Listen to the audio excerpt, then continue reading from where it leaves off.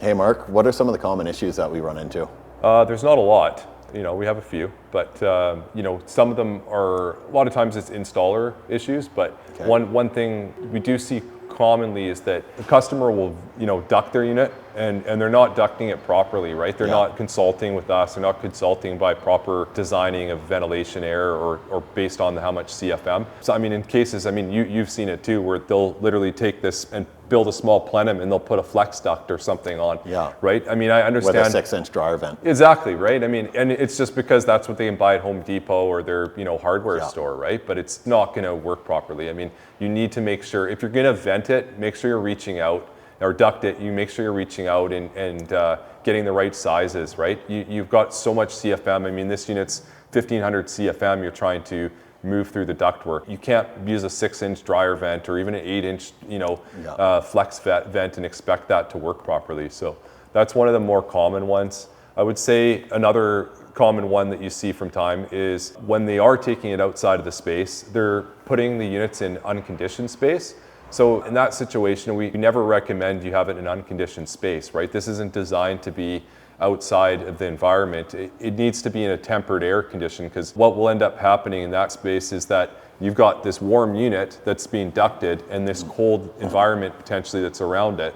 You're just going to get condensation, right? Of course. And in that case, you'd get condensation in the controls. Any water and moisture in electronics we know is not a good thing. Yeah. So that is a common one that we do see from time, for sure. And then, some of the funny ones that we've seen, one time somebody said the unit's not working. They sent us a picture and the unit was mounted upside down to the ceiling. Yeah, that's true. A lot of times, this has happened more than, probably a half dozen times. People have cut the end of the plug because we have a 240 volt plug and they put a 120 volt plug on it and plugged it into 120 power and then call us and say the unit doesn't work, we can't figure it out. So a lot of times, it's usually when you're dealing with the people who are buying the 1s and 2s, sort of the more home grows, is when you run in, they seem to cause, they're probably 90% of the calls we get. When you're dealing with commercial operations, they have operation managers, facility managers, people who are pretty savvy on how to run most of their equipment.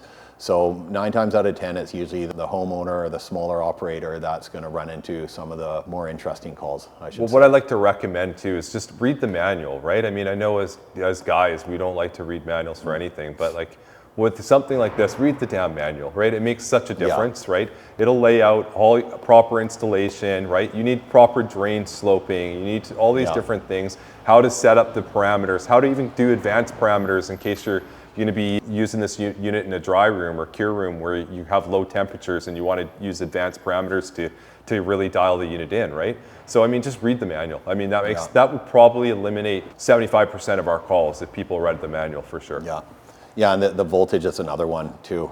People are, some of the sites, the 3-phase sites, if they have unbalanced power, they have, older transformers, so they're not quite where the voltage should be, and that can be really hard on the equipment. It can, cause a lot of premature failures. And we'll find, certain sites will have multiple issues, and we go out there and we do an audit of a site. 9 times out of 10, we find out that it's very unstable power. Definitely. A lot of these sites that are in rural areas, and we know that cannabis facilities can draw a lot of power. Depending on where that system is at a certain which rooms are running or what's going on with the system.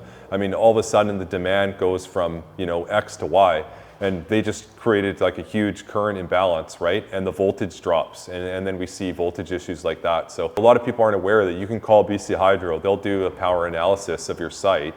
And it's because BC Hydro, in situations where our environment, we live in BC, you can call them and they'll test the power and confirm or even replace it for free, right? Yeah. Call your utility company. They'll come in or at least consult and help you, at least if you're having voltage issues. Because I'm sure it's not just our equipment, it's your other equipment, your fans, your AC equipment, your lights, right? Everything's affected by this. So it's a pretty simple thing to look after. And then that goes back to also your cost per gram for production. So if you have unstable power, you're running the risk of having premature failures in all your equipment.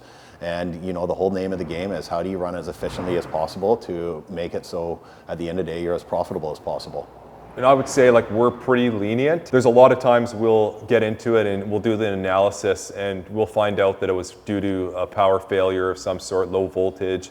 you know, we find these issues out, but we're not going to hold that against the customer. Most of the time, they're not aware that they might have a power issue. So we are lenient, but, you know, keep in mind, a lot of manufacturers aren't so lenient. So they might put you in a position where they say, no, sorry, this warranty is rejected for this reason. So it's something definitely that people should be aware of.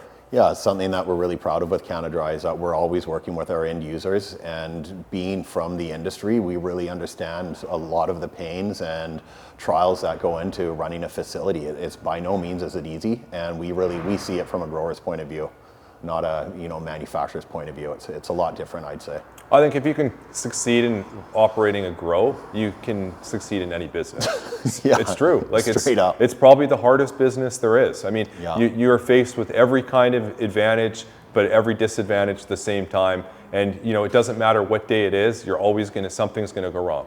Well, it's always just when you think you're making money, you're losing money, right? Yeah. Or something blows up, right? And something always breaks on a Friday on a long weekend. Yeah, and everyone's away but you, right? Exactly. So, yeah.